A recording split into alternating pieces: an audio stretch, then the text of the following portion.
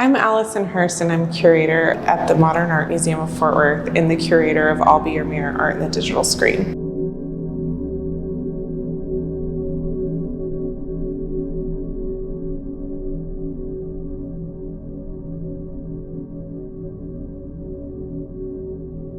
Artists and technology have always been an interest of mine, but this exhibition was really sparked in earnest during the pandemic. That was a time in which we were all at home and our lives were completely mediated by screens. It was the only way for us to visit with colleagues, friends, and for me, to look at art.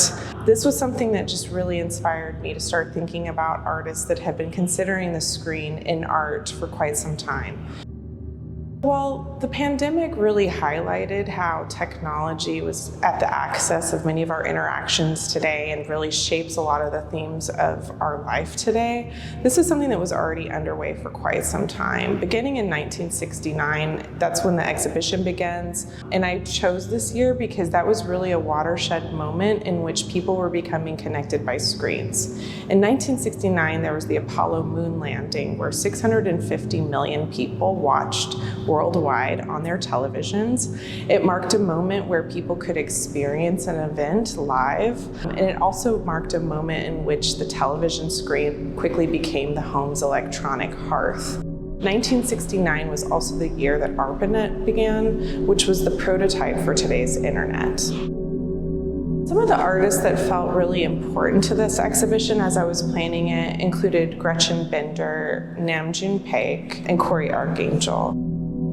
Gretchen Bender's Total Recall is from 1987, and it kind of opens the exhibition. Gretchen Bender was part of the Pictures generation of artists, which included Cindy Sherman, Richard Prince, and Laurie Simmons.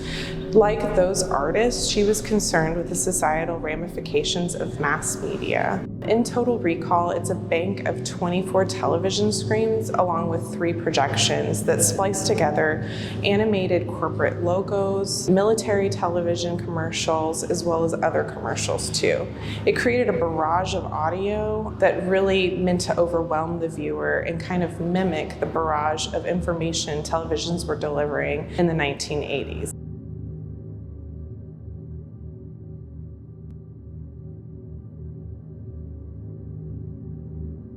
When I was planning this exhibition, 9 themes really began coming to light.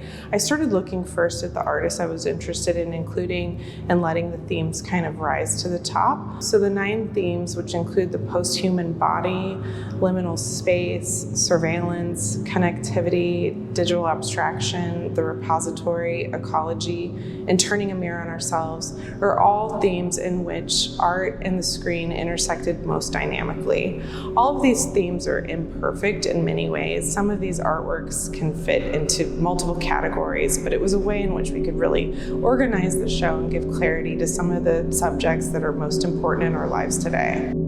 The first section, which is called Liminal Space, that really begins with the earliest artists dealing with topics of the screen, and that covers a lot of territory from the 1960s through the 1990s. These 3 decades are really when a lot of technical advancements were underway, and many artists were interested in exploring these technological developments alongside their work. One of the artists that was absolutely important to include was Namjoon Paik. The South Korean artist was considered the father of video art, and he began working with camcorders as early as 1965. In the show, we include TV Buddha from 1992. TV Buddha is actually a motif that the artist began exploring in 1974 and continued until his death in 2006. In this piece, an 18th century sculpture of a Buddha faces a television, and the Buddha's face is being recorded by CCTV. It creates this echo chamber where the reflection of the Buddha is reflected back, almost like a mirror, in the face of the television. This work is extremely important to the artist's career, but I think resonates a lot with today's contemporary vanity of social media and also the closed-loop echo chamber that the internet creates.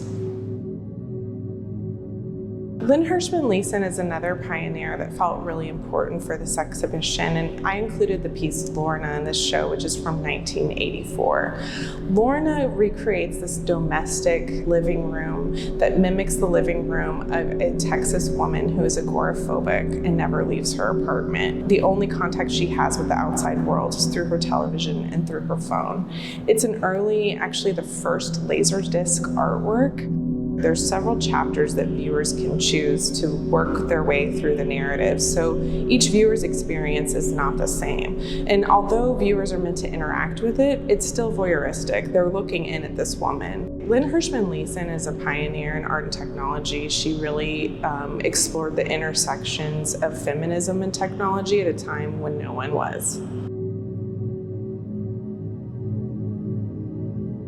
Another theme in the exhibition is digital abstraction, and that section is comprised mostly of paintings. When people think of technology and art, paintings probably aren't the first to come to mind, but actually many painters are using technology and the screen in indispensable ways as a tool and subject matter.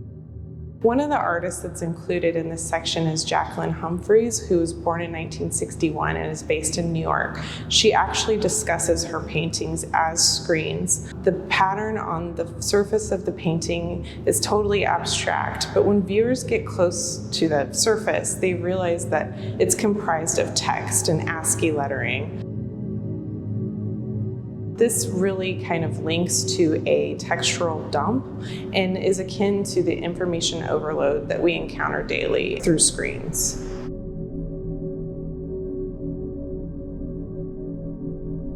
Another theme in the exhibition is connectivity, and that really explores the ways in which artists are collaborating through screens and how screens really ease a lot of the interactions we have with each other. One of the works in this section is Frances Stark's My Best Thing, which is from 2011. Some of you may remember Frances's work as it was featured in a 2021 Focus exhibition that I did with the artist. This piece is quite different from the paintings that you saw a couple of years ago. In this piece, you will see two avatars. There's a male and a female, and they're made with computer-generated imagery that kind of is reminiscent of a doll. She used the website Chat Roulette to chat with different strangers that were all from Italy. The conversations ranged from sex to art to life, and she animated these conversations, which are often hilarious, in this video. It shows the potential for online collaboration and also the kind of relationships that are sparked in these virtual worlds.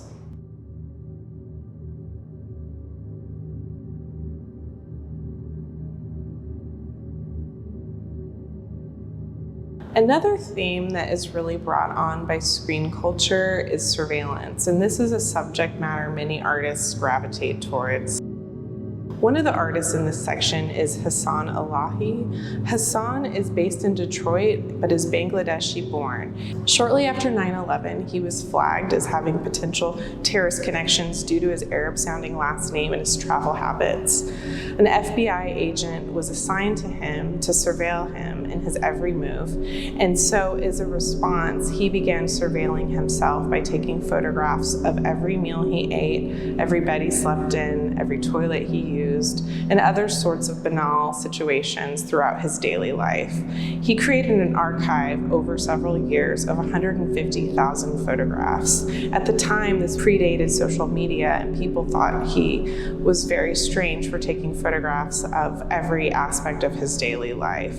This piece culminates here in Big Brother version 7. It's a giant, expansive wallpaper that is comprised of all of these little images that really chronicle his daily life and show an aspect of the artist self-surveilling himself in response to the FBI's efforts. One of the sections in the exhibition is called Post-Human Body, and this explores the ways in which technology has become an extension of the body.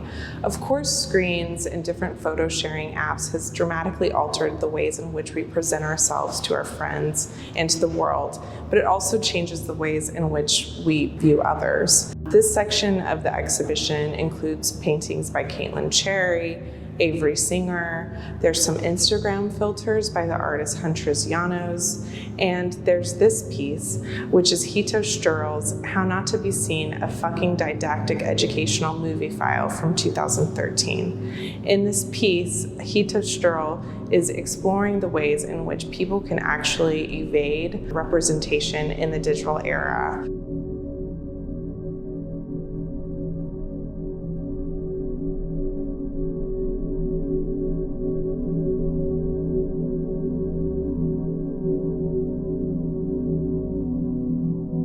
Another section in this exhibition is called Automation and the Loneliness Epidemic. One of the works is by the collaborative duo Median Grupa Bitnik, which is comprised of 2 artists that are living in Zurich. This piece is site-specific to the exhibition here. It's called Ashley Madison Angels in Fort Worth, and it's from 2023. Ashley Madison was a website for extramarital affairs in which many men were using to look for female companionship. There was a data breach in 2015 in which the users were exposed, and it was also exposed that the website had used over 70,000 female chatbots in order to fill a void and to keep the male user base interested. These chatbots are all over the United States, and Median Grupa Bitnik found 5 that are all within a mile radius of the Modern Art Museum of Fort Worth to speak with viewers as they enter the gallery. All of the dialogue comes directly from the chatbots, and as viewers enter the space, they're greeted by 5 bodiless avatars that are flirting with them in the real space.